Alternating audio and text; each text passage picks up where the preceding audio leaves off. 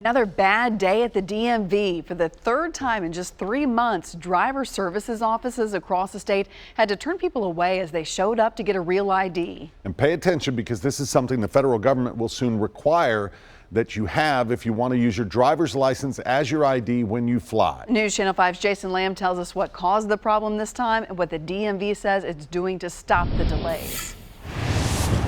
Once again today, drivers were turned away from the DMV as they tried to get the new Real ID.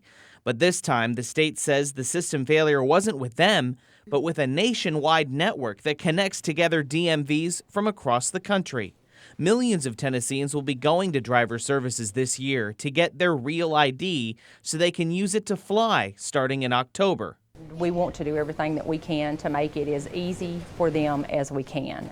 Last October, the head of driver services told us to expect potentially very long wait times. Would you be surprised to hear about a 2 or 3 or 4 hour wait?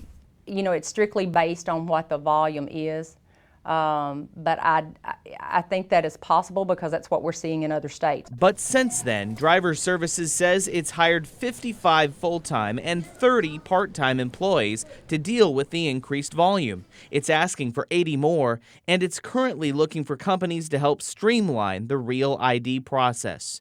And yet, system failures keep happening at the DMV.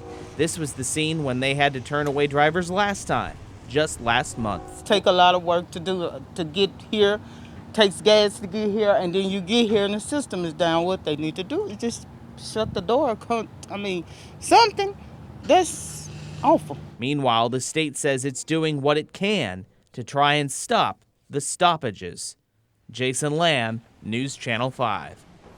It's important to note here, you will not need a Real ID to drive, and you do not need one to vote. For more information on the very specific documents that you need to bring with you to get that Real ID, visit our website, newschannel5.com.